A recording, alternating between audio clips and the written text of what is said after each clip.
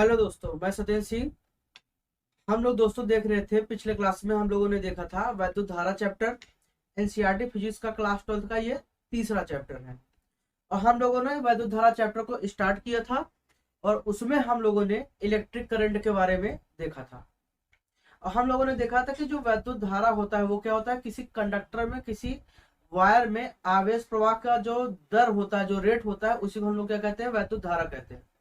इसका मतलब क्या है कि किसी एकांक समय में कोई चालक तार है, अगर वहां से आवेश जितना प्रवाहित होता है उसके क्रॉस सेक्शन एरिया से, उसी को हम लोग नाम देते हैं वैद्युत धारा।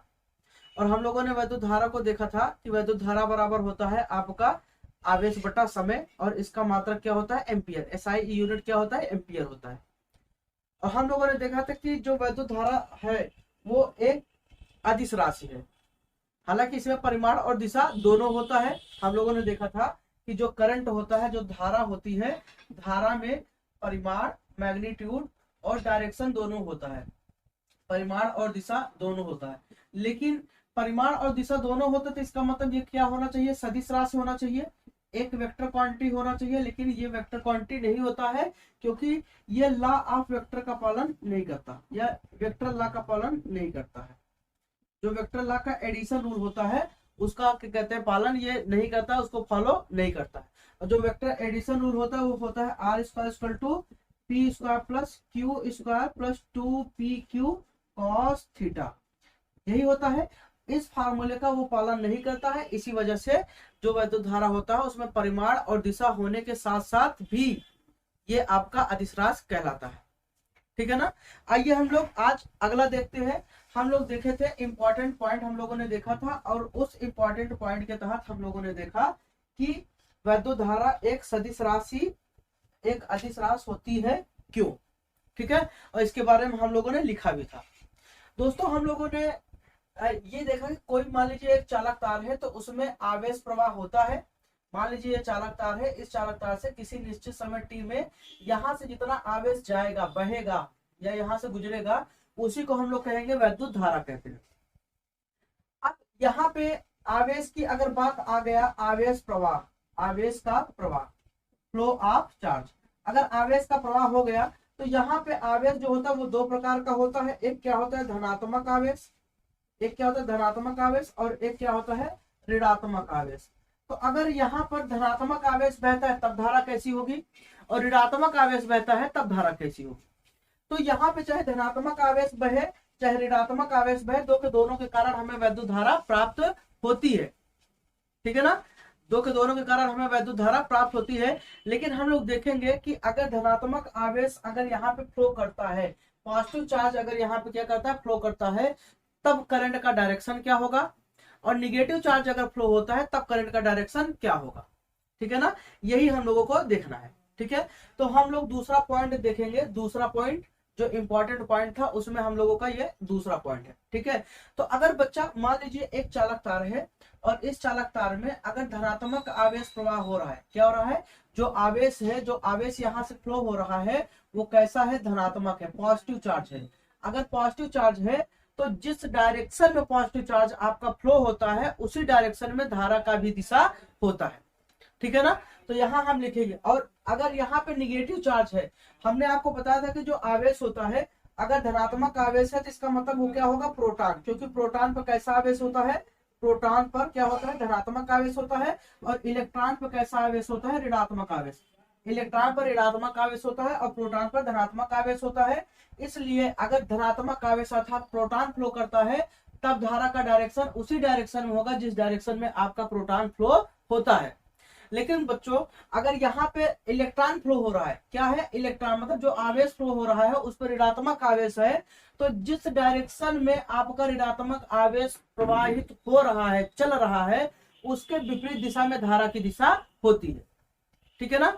इसका मतलब क्या है कि अगर धनात्मक आवेश इधर चल रहा है तो बच्चों इसके कारण जो करंट मिलेगा वो भी इसी डायरेक्शन में ही मिलेगा। ठीक है ना, सेम डायरेक्शन। जो डायरेक्शन आपका पॉजिटिव चार्ज का होगा वही डायरेक्शन आपका करंट का होगा। लेकिन अगर बच्चों के कहते हैं अगर ऋणात्मक चार्ज के कारण, निगेटिव चार्ज के कारण अगर हमें करंट मिल रहा है तो जिस डायरेक्शन में आपका निगेटिव चार्ज चलेगा उसके विपरीत डायरेक्शन में, अपोजिट डायरेक्शन में क्या चलेगा, करंट आपका फ्लो होगा। ठीक है ना। तो यहाँ पे इसी चीज को हम लोग क्या करते हैं, एक स्टेटमेंट के तहत लिख लेते हैं। ठीक है, तो यहाँ पे जो दूसरा पॉइंट है, आपका दूसरा पॉइंट है, यहाँ पे हम इसको एक स्टेटमेंट के तहत लिखते हैं। तो यहाँ पे क्या लिखेंगे, यहाँ पे लिखेंगे यदि प्रवाहित होने वाला आवेश, यदि प्रवाहित होने वाला आवेश, प्रवाहित होने वाला आवेश, प्रवाहित होने वाला आवेश,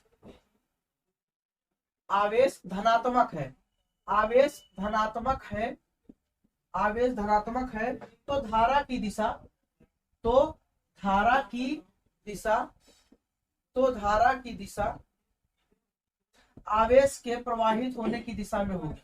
तो धारा की दिशा आवेश के प्रवाहित होने की, प्रवाहित होने की दिशा में होगी, होने की दिशा में, होने की दिशा में होगी, होने की दिशा में होगी। इसका मतलब कि अगर पॉजिटिव चार्ज आपका, अगर पॉजिटिव चार्ज बच्चा इधर फ्लो कर रहा है, इस साइड फ्लो कर रहा है, तो करंट भी जो होगा वो भी किधर बहेगा, इधर। ठीक है ना, इधर ही ये आपका बहेगा। ठीक है ना।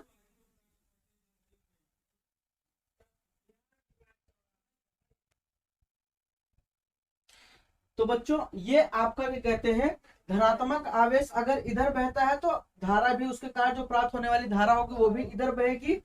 और इसी का जस्ट अपोजिट, ये प्रवाहित होने वाला आवेश ऋणात्मक है तो धारा की दिशा आवेश के प्रवाहित होने की विपरीत दिशा में होगी। तो इसी स्टेटमेंट को हम भी, इसको भी लिख लेते हैं।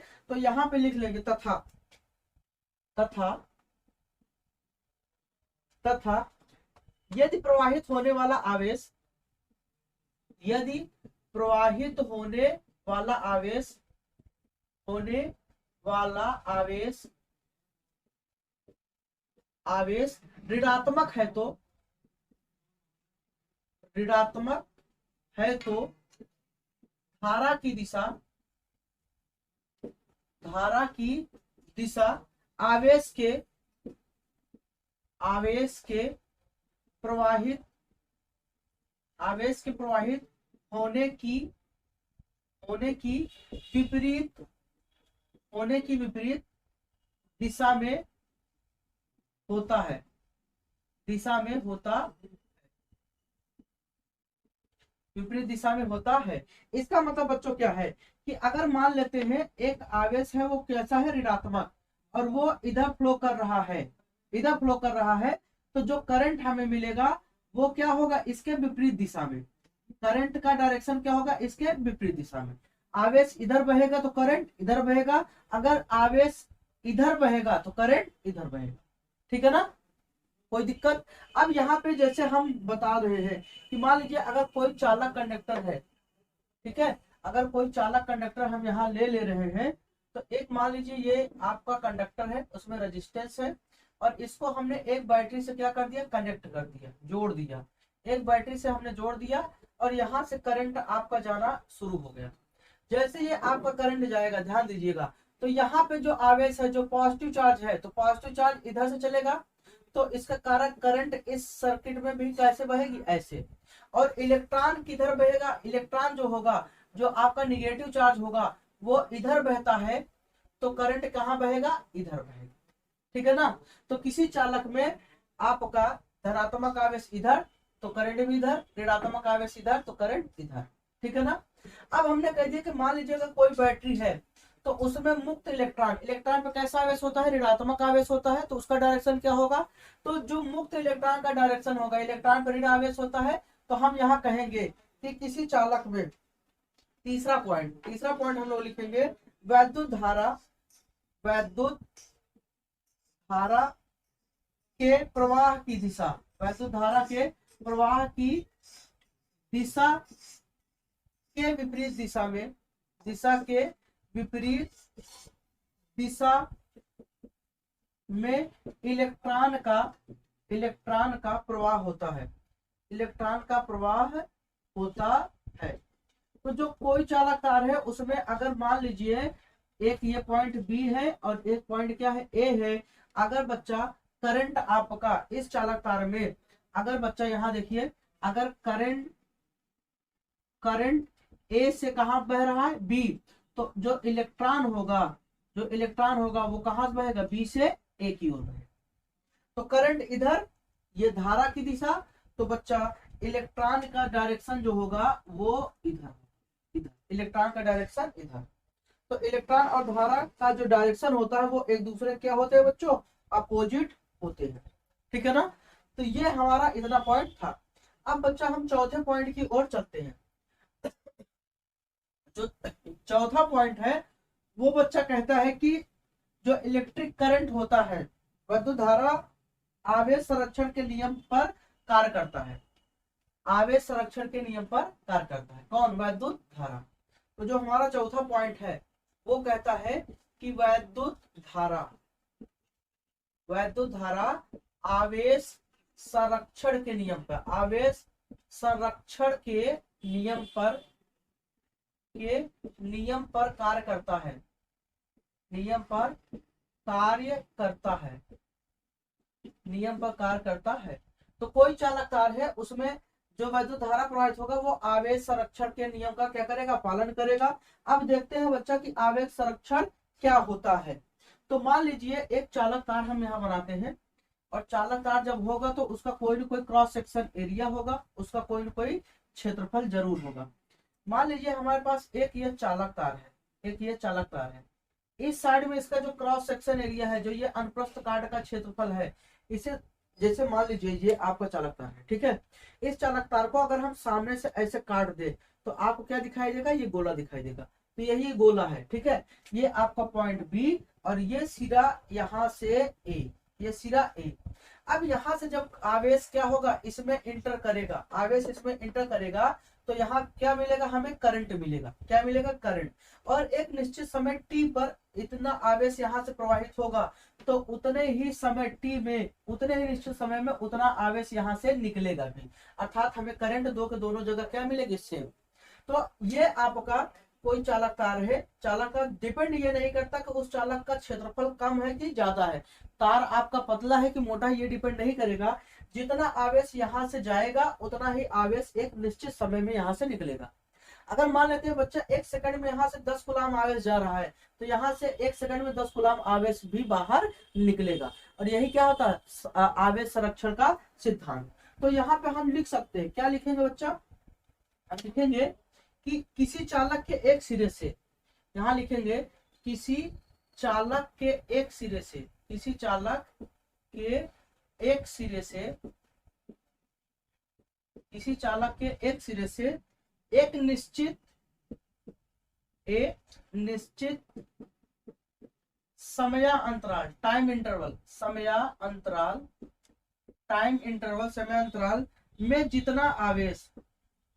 में जितना आवेश चालक में प्रवेश करता है, चालक में प्रवेश करता है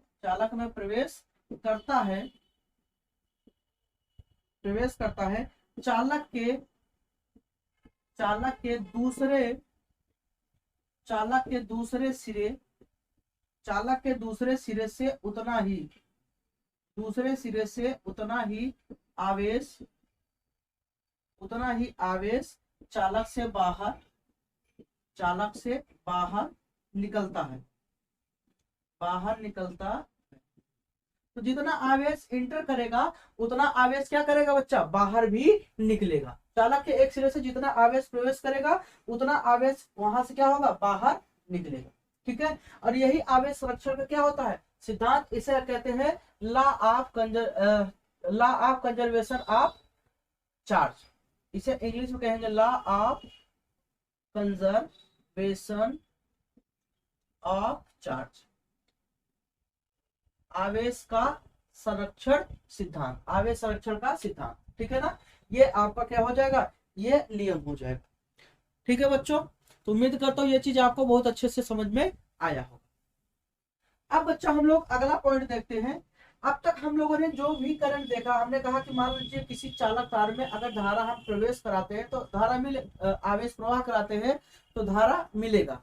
लेकिन अब बच्चा हम क्या करेंगे, अब तक जो हमारा क्या कहते हैं चालक तार था वो एक स्ट्रेट लाइन में होता था, एक रेखा में होता था, एक लाइन के कहते हैं वायर होता था। लेकिन अगर यही चालक तार आपका क्या हो, यहाँ पर एक सर्कल के आकार में हो, कैसा हो, एक सर्कुलर के कहते हैं आकार में हो, तो बच्चा यहाँ पे अब तक जो हमें करंट बह रहा था, ये एक चालक तार था ए और ये बी।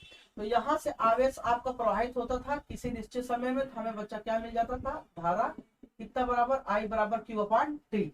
लेकिन अब बच्चा यहाँ पांचवा नंबर देखेंगे, पांचवा नंबर जो होगा, अगर यही चालक तार आपका क्या हो, एक सर्कुलर पाथ पर चले, ये आपका एक चालक क्या है, हमने एक ये तार लिया, मान लीजिए एक वायर हमने लिया, इसमें को हमने क्या कर दिया, मोड़ दिया, ऐसे एक सर्कुलर बना दिया, एक वृत्त बना दिया है। तो अगर बच्चा वृत्त बनाया है तो इसका क्या होगा, ये सेंटर होगा, और अगर वृत्त है तो उसका क्या होता है, अपना एक त्रिज्या होगा, वो क्या होगा, अपना एक त्रिज्या। तो हम यहाँ लिखेंगे, मान लीजिए ये इस वृत्ताकार पथ का त्रिज्या कितना है, वृत्ताकार वृत्ताकार चालक चालक की त्रिज्या, वृत्ताकार चालक की त्रिज्या कितना है, स्मॉल आर, ठीक है ना। और यहाँ पॉइंट एक बिंदु ए है, यहाँ पर आवेश हमने कितना रख दिया, क्यू। तो यहाँ पर आवेश कितना है, यहाँ पर आवेश की अगर हम बात करें बच्चा, चार्ज की बात करें तो कितना है, स्मॉल क्यू। अब ये आवेश यहाँ क्या करेगा, गति करेगा, इस वृत्ताकार पथ पर क्या करेगा, गति करेगा। अगर इस वृत्ताकार पथ पर आवेश किसी मान लीजिए टी समय में गति करता है, तो वहां पे क्या बनेगा, करंट बनेगा। आप जानते हो किसी भी कंडक्टिंग वायर में अगर कोई भी चालक तार है, अगर वो गति करता है, वो गति करता है किसी निश्चित समय में, तो आवेश के गति करने की वजह से वहां हमें क्या मिलेगा, इलेक्ट्रिक करंट मिलेगा। तो यहाँ बच्चा हम लिख देंगे, आवेश का जो वेग होगा, वो कितना मान लेते हैं, v। आवेश का जो वेग है बच्चा वो कितना मान लेते हैं, स्मॉल v। अब यहाँ पर क्या करेगा, ये चक्कर लगाएगा। मान लीजिए यहाँ से ये चलना शुरू किया और ये ऐसे चलता हुआ यहाँ पर ऐसे फिर से ए पर आया, तो कितना चक्कर लगाया, एक चक्कर। तो एक चक्कर कंप्लीट करने में इसका जो टाइम लगेगा, आपने पढ़ा है कि एक चक्कर लगाने में जो समय लगता है उसे आवर्तकाल कहते हैं। किसी वृत्ताकार पथ पर एक चक्कर लगाने में जो कहते हैं समय लगता है, टाइम लेता है, उसे हम बच्चा क्या कहेंगे, आवर्तकाल। तो हम यहाँ लिखेंगे, एक चक्कर लगाने में, एक चक्कर लगाने में लगा समय क्या कहलाएगा, आवर्तकाल। समय क्या कहलाएगा, आवर्तकाल। टी क्या है बच्चा, आवर्तकाल। यहाँ देखेंगे टी क्या है, आवर्तकाल, ठीक है ना। तो यही समय आपका जो स्मॉल टी है उसकी जगह कौन आ जाएगा, कैपिटल टी आ जाएगा, ठीक है ना। इसे क्या कहेंगे, आवर्तकाल, ठीक है ना दोस्तों। अब एक चीज हम लोग जानते हैं, आपने पढ़ा है कि जो क्या कहते हैं, अगर हम यहाँ बात करें, ये आपका वृत्ताकार पथ पर क्या कर रहा है, गति कर रहा है। अब एक चीज देखें कि अगर ये कोई वृत्ताकार पथ है, उस पर ये आवेश गति कर रहा है, तो एक चक्कर में ये यहाँ से चला और यहाँ तक आया, तो एक चक्कर में कितना दूरी तय करेगा आवेश, जितना इसका परिधि होगा, जितना इसका सरकमफ्रेंस होगा। और जानते हो वृत्ताकार पथ का जो परिधि होता है, वृत्ताकार पथ का परिधि, वृत्ताकार पथ का जो परिधि होता है वो क्या होगा, यहाँ पे 2 पाई आर। तो यही होगा आपका एक, इसका मतलब यही होगा, एक चक्कर लगाने में तय की गई दूरी। तो एक चक्कर लगाने में तय की गई दूरी कितना होगा, जितना उसका क्या होगा, परिधि होगा, अर्थात दूरी कितना हो गया, 2 पाई आर। जो दूरी हुआ वो कितना हुआ, 2 पाई आर। और एक चक्कर लगाने में लगा समय, कितना है, कैपिटल टी। तो यहाँ पे हम देखेंगे कि अगर हम यहाँ से निकालें तो हम क्या कर सकते हैं, कि समय बराबर क्या होता है, समय बराबर आपका होता है दूरी बटे 4। समय बराबर दूरी बटे 4। चाल या वेग एक ही चीज होता है। समय एक चक्कर में कितना लगा, कैपिटल टी। दूरी कितना चला, 2 पाई आर। एक चक्कर में समय कितना लगा, कैपिटल टी। एक चक्कर में दूरी कितना चला, 2 पाई आर। एक चक्कर मतलब एक राउंड में, ठीक है। और उस टाइम उसका वेग क्या था, उसका वेग v, ये v वेग से क्या कर रहा है, इस पर गति कर रहा है, या v स्पीड से क्या कर रहा है, गति कर रहा है। तो चाल इसका बच्चा कितना हो गया, v हो गया। तो ये t बराबर 2 पाई आर अपान क्या हो जाएगा, v हो जाएगा। ये क्या हो गया, आवर्तकाल हो गया। ये क्या हो गया बच्चा, आवर्तकाल। ठीक है ना।